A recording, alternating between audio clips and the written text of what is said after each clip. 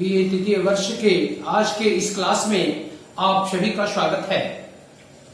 इसके पहले हम लोगों ने द्वितीय प्रश्न पत्र के अंतर्गत विश्व के त्रिस्तरीय विभाजन के बारे में जाना। आज हम बात करेंगे उन तीन विभाजनों के विशेषताओं के बारे में।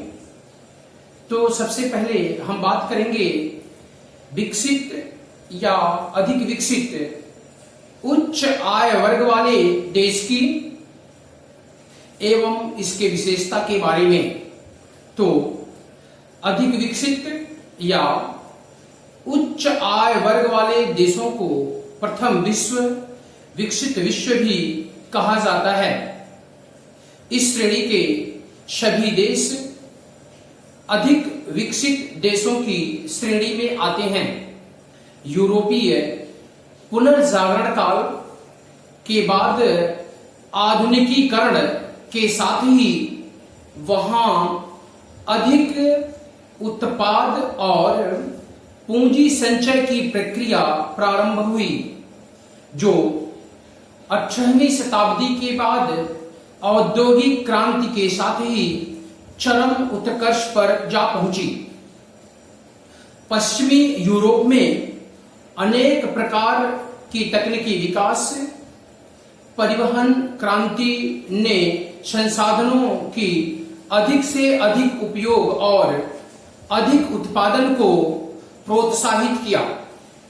इससे व्यापार को प्रोत्साहन मिला, जिसका प्रभाव सकल राष्ट्रीय उत्पादन में, पूंजी और प्रति व्यक्ति आय में वृद्धि के रूप में सामने आया। औपनिवेशिक देशों से संसाधनों का शोषण करके विकसित विश्व के देश दिन प्रतिदिन धनी होते गए। वर्तमान समय में इनकी प्रति व्यक्ति आय, सकल घरेलू उत्पाद और अन्य सामाजिक व्यवस्था उच्च अवस्था में है। इसलिए इन्हें विकसित देश माना जाता है। विकसित विश्व या उच्च आय वाले देशों की भौगोलिक स्थिति भूमंडल पर निरंतर विस्तार लिए हुए है।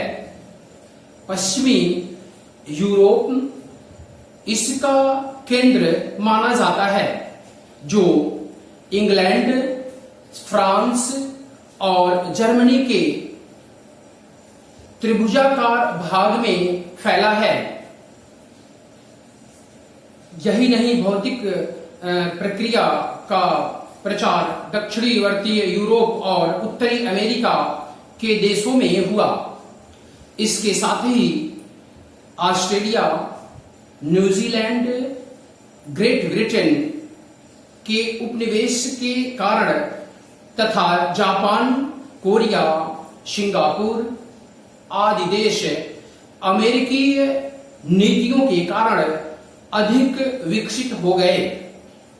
अब हम बात करते हैं विकसित विश्व की विशेषता के बारे में।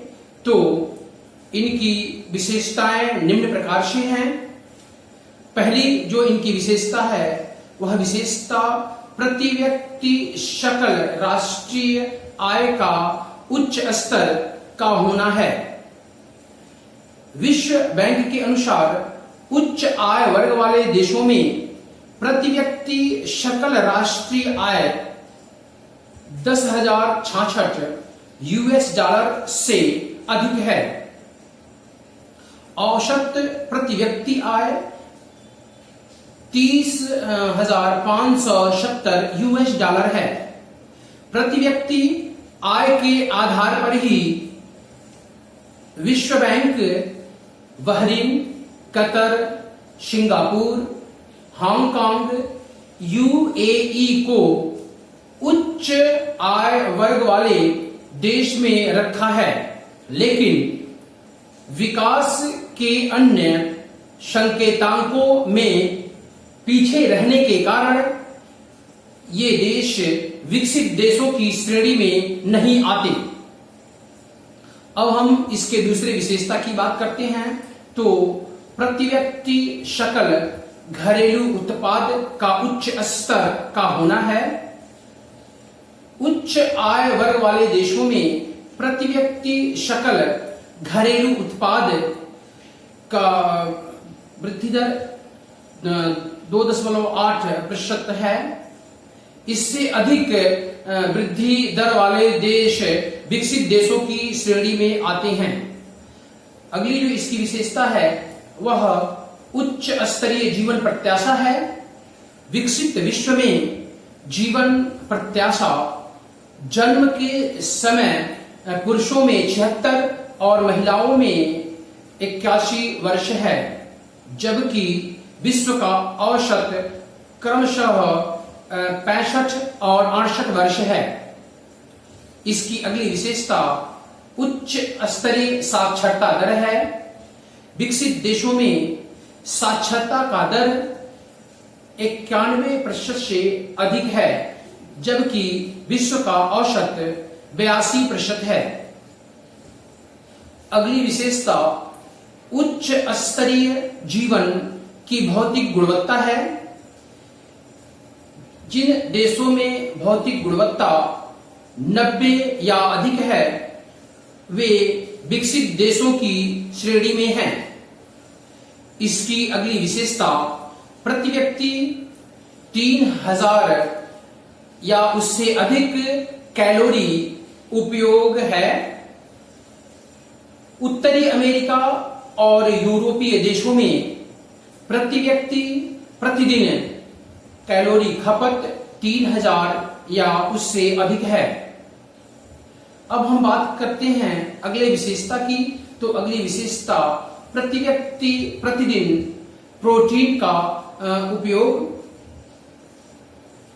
रूस को लेकर सभी विकसित देशों में प्रति व्यक्ति प्रतिदिन 85 ग्राम या इससे अधिक प्रोटीन उपभोग है। इसकी अगली विशेषता शिशु मृत्यु दर का कम होना है। विकसित देशों में शिशु मृत्यु दर काफी कम रहता है। स्वीडन में यह केवल 1, ग्रेट ब्रिटेन में 1, हांगकांग में 17 प्रति 1000 है, जबकि भारत में 122 और नाइजर में 200 प्रति 1000 है। इसकी अगली विशेषता उच्च स्तरीय मानव विकास सूचकांक है। विकसित देशों का मानव विकास सूचकांक 0.900 से अधिक है। यह विभिन्न सामाजिक आर्थिक कारणों के उच्च स्तरीय प्रभाव का द्योतक है। अब हम बात करते हैं विकासशील देशों के बारे में।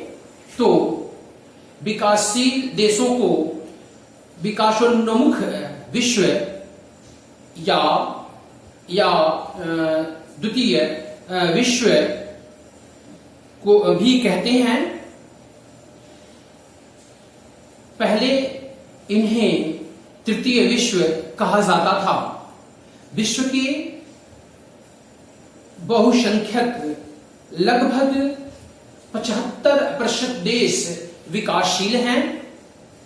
इस बृहद समूह के अंतर्गत जापान एवं सिंगापुर को छोड़कर संपूर्ण एशिया, दक्षिणी अफ्रीका को छोड़कर संपूर्ण अफ्रीका तथा संपूर्ण लैटिन अमेरिका के देश सम्मिलित हैं।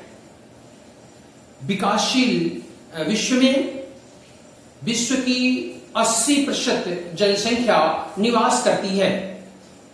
ऐतिहासिक औपनिवेशीकरण, आर्थिक, सामाजिक, भू राजनीतिक अशिक्षा एवं अज्ञानता आदि कारणों से इन देशों का आर्थिक सामाजिक उचित विकास नहीं हुआ है।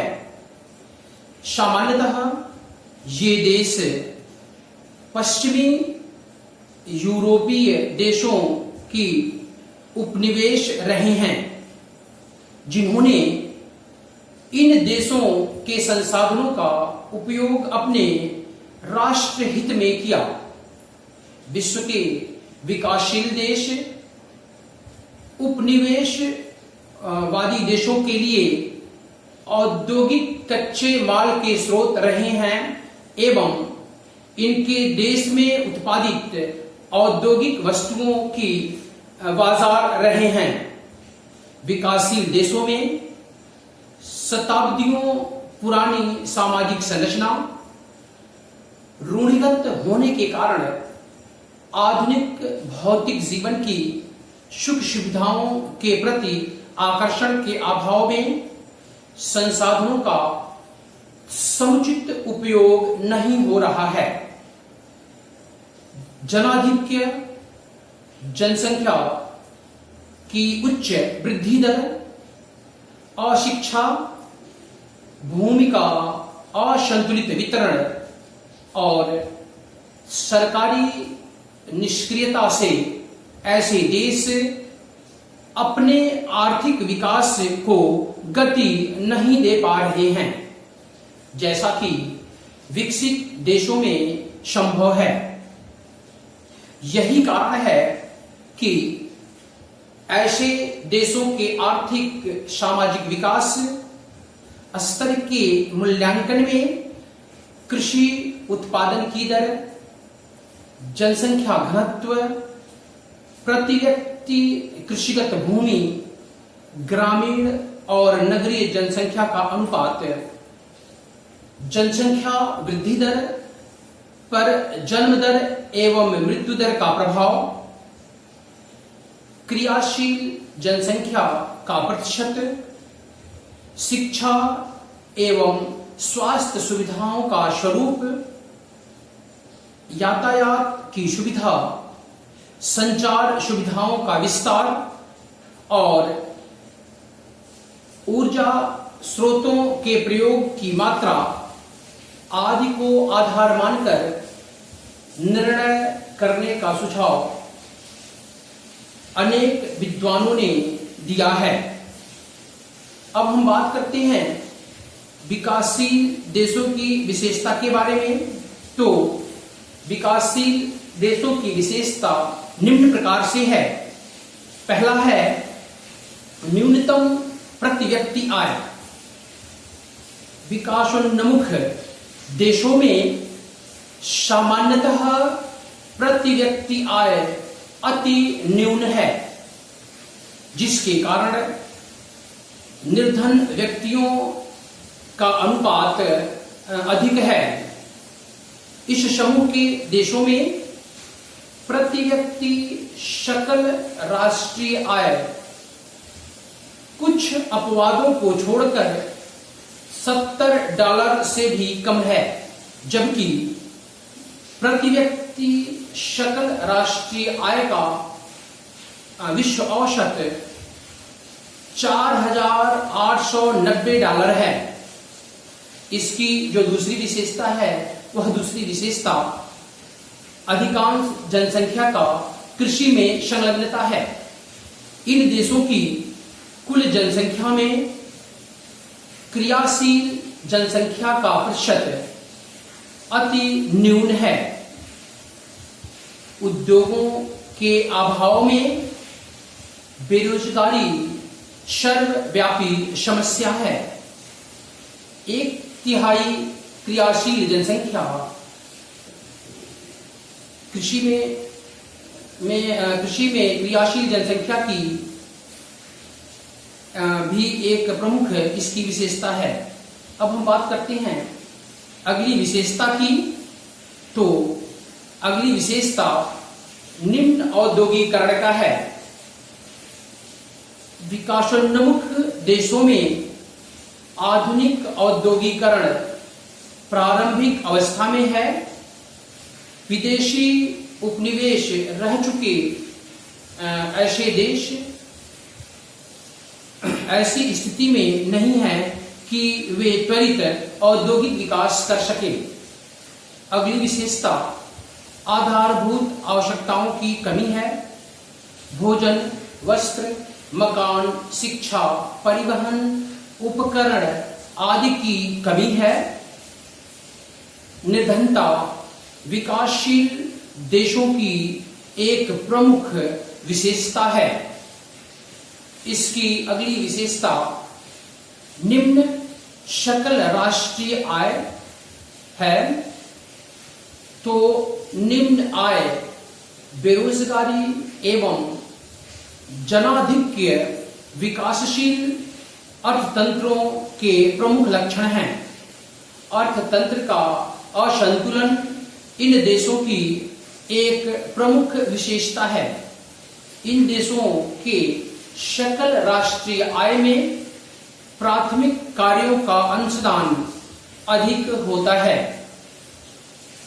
सकल राष्ट्रीय आय के सृजन में द्वितीयक एवं तृतीयक प्रखंडों का योगदान बहुत कम होता है।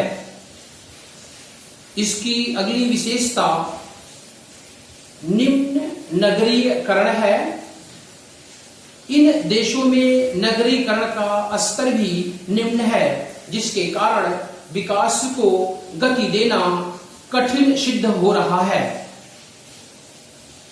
अगली विशेषता असंतुलित संसाधन है। संसाधनों पर असंतुलित अधिकार भी एक प्रमुख विशेषता है। भूमि, खनिज, जल जैसे संसाधनों की जो संसाधन है उसकी चपेट में है। अगली विशेषता जनसंख्या आधिक्य है। विकासशील देशों में सामाजिक पारिस्थितिकीय दशाएं प्रतिकूल हैं, जिनमें जनसंख्या विस्फोट, व्यापक निरक्षरता, अल्प जीवन प्रत्याशा, ग्रामीण जनसंख्या का नगरों की तरफ पलायन, तीव्र नगरीकरण आदि उल्लेखनीय हैं। तीव्र जनसंख्या वृद्धि के कारण प्रति व्यक्ति आय में कमी और रोजगार की समस्या में उत्तरोत्तर वृद्धि हो रही है, जो इसकी मुख्य विशेषता है। अगली विशेषता जो है वो स्वास्थ्य सुविधा है। विकासशील विश्व, विशेषकर अल्प विकसित देशों की जनसंख्या अस्वास्थ्यकर पर्यावरण एवं सुविधाओं के कारण मलेरिया, क्षय रोग, चेचक, हैजा, पोलियो आदि बीमारियों से पीड़ित हैं। उपयुक्त विशेषताओं से युक्त विकासशील देशों में राष्ट्रीय और अंतर्राष्ट्रीय स्तर पर असंतुलन का पाया जाना स्वाभाविक है। तो आज के लिए इस वीडियो में इतना ही। धन्यवाद।